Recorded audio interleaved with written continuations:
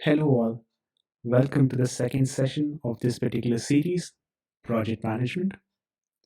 In this video, we will look at what is project management and its importance in a global context. Firstly, let's just read through the definition from PMBOK.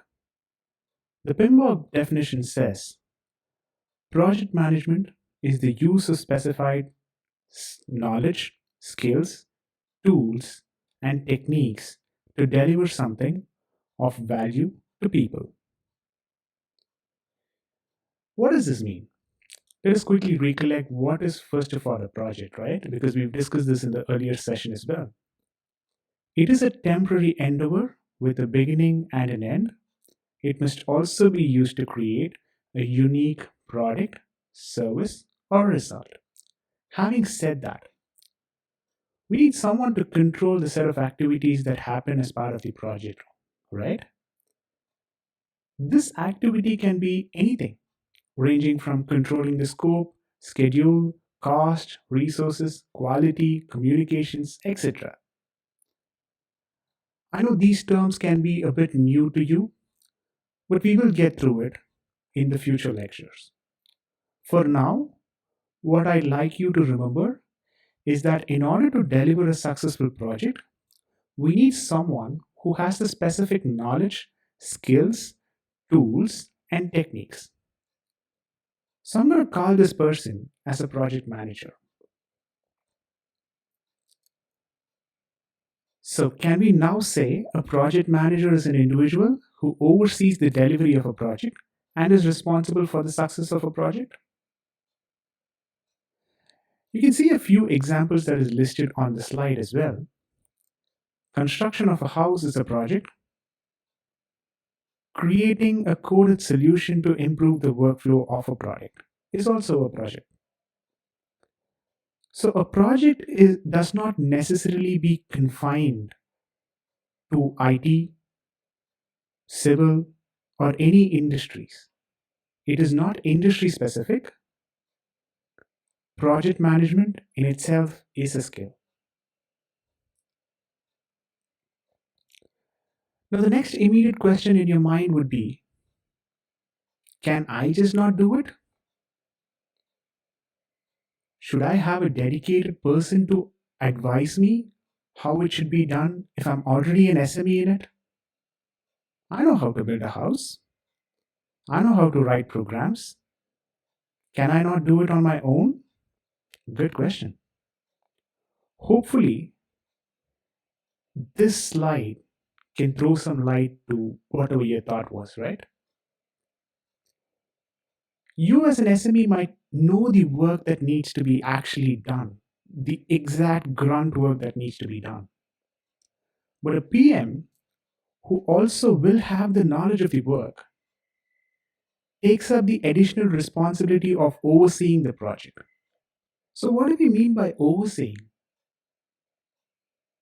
He's going to look at the cost, scope, schedule, which are primarily the triple constraints of a project, and ensure that at any given point in time, we are on track for the delivery of the project. If you ask me, does he only look at the triple constraints? Then my answer would be no. He also looks at other parameters that can directly or indirectly affect the project. For example, the risks associated with the project. Certain risks can be forecasted, but not all risks can be forecasted. The risks that cannot be forecasted are unforeseen risks, which needs to be navigated by someone. And that someone, at most of the cases, would be the project manager. Any issues amongst the team that might cause a risk, the first person that you reach out to will be your project manager. Not only this, he also handles the communication between every stakeholders involved directly or indirectly in the project. So who is a stakeholder, first of all? A stakeholder is someone, again, who is involved in the project, could be a direct involvement or could be an indirect involvement. He could be a team lead, it could be a team member, He could also be the CEO of the company who's not directly involved with the project. He just wants the result. It could be a client. It could be a shareholder. All of them come under the stakeholder bucket. So the communications that needs to be performed across these various levels of people is being done by the project manager. Now I think you'll have a fair understanding and idea as to how your role differs from the role of a project manager. He will be the primary point of contact for any project related clarifications. Now, getting back to the slide, if the project manager were not to do all of this, the project would become unstructured and the delivery could be completely off track. We don't want to have that, right? That is the exact reason why we have a dedicated project manager or a PMO tagged to any project that happens in an organization. Of course, there are other areas that a project manager is involved in, ranging from creating statement of works, WBS, resource allocations, etc., etc.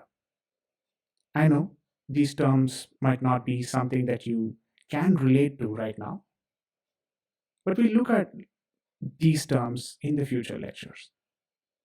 I'll give you a complete idea as to what each and every single term that I just spoke about means in detail. Don't worry about it. But for now, all that you have to remember is we've discussed what is a project, we've discussed what is project management, we've now understood who is a project manager and how his role differs from that of a SME of a project. Again, you might be a very good developer who can code, who can deliver solutions, right? But just by coding, you do not achieve an entire solution. There are different parameters and different aspects associated when it comes to providing an end-to-end solution. And that end-to-end solution is something that a project manager consistently looks at. So this is what we've learned now. In the next lecture, I'll come with other topics that is related to project management. And we will have a comprehensive study on project management going forward. But until next time, this is Vijay signing off. You guys have a good day.